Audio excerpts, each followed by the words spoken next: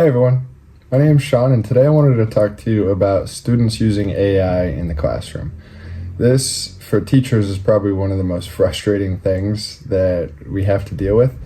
Imagine that we assign something after a week of going over this content and we get back assignments that are quite literally all the same. 5 out of 8 or 10 out of 15 students are turning in the same assignment, the same words, the same introduction. You could read them all to them and they would look at you and be like, what? You asked me to answer the question.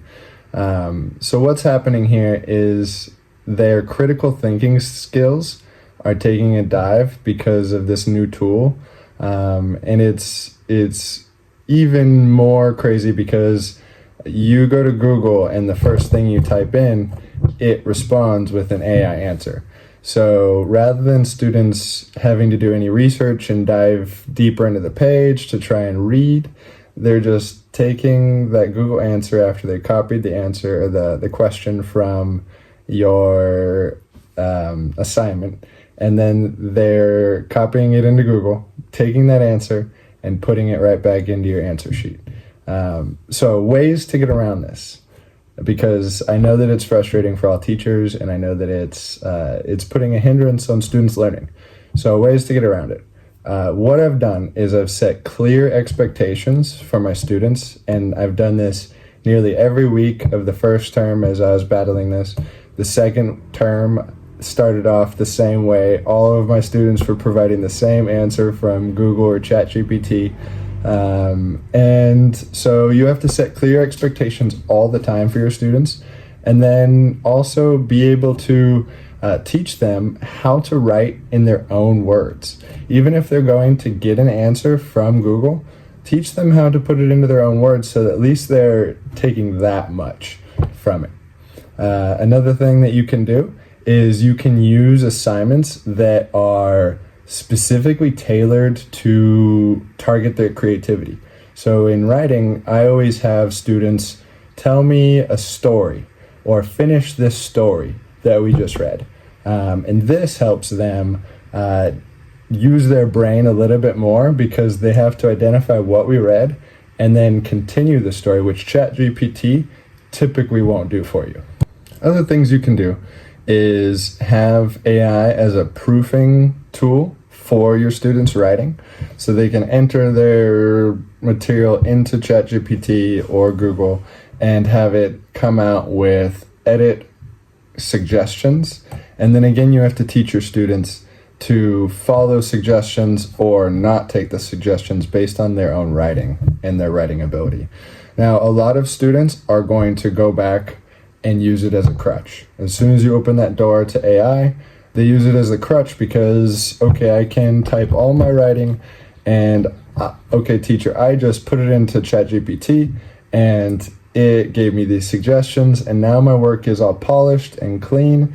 So this becomes a huge issue because all of the students' writing is polished and clean. And as a teacher and as a writing profession teacher, a published author, someone who's worked in journalism and as a teacher for 10 years, it's very difficult to understand where the student is and where they have to go in their writing because ChatGPT just cleaned up the entire writing sample for them.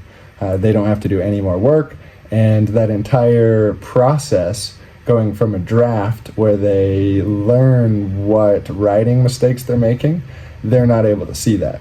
So then when I go back and I make sure that they're not using ChatGPT, all of a sudden all those writing mistakes come out. I know exactly whose writing is which. Just based off of a short sentence, I can tell whose writing is which. So then if you're able to build a relationship with your students, that's a way to identify where they are and when they're using these programs in a way that's hindering their learning. AI, it's here to stay. So we can either be super strict about it, like don't use it at all, or we can set clear expectations and provide them like the necessary steps in order to use it later on or even in class. But generally speaking, right now, it's a mess. There's a lot of students who are using it without even changing anything in their writing, which I think is the biggest problem, because it's an excuse for them to say, hey, I answered your question, what do you mean? This is like the perfect answer. And then as a teacher, you have to say, okay, this isn't what I wanted. And if you don't set those clear expectations at the beginning, it's not going to work for you. You're just going to be in a fight with them, as I was the whole first term. I love AI, what it's capable of doing, and the possibilities for growth in myself through learning. But I've already established all the fundamentals of learning in order to get the most out of AI, and it becomes an extension of me as a human, right? But if students take this and they're younger, there's no learning process. And there has to be that learning process. They have to build the fundamentals in order to get to the point where it can be an extension of themselves, rather than something that is like dumbing them down or making them not learn the skills necessary in order to be themselves, or even answer a question for themselves on a test. What do you think? Is it possible to integrate AI into the classroom in a way that doesn't hinder students' education and their learning, especially when it comes to critical thinking skills?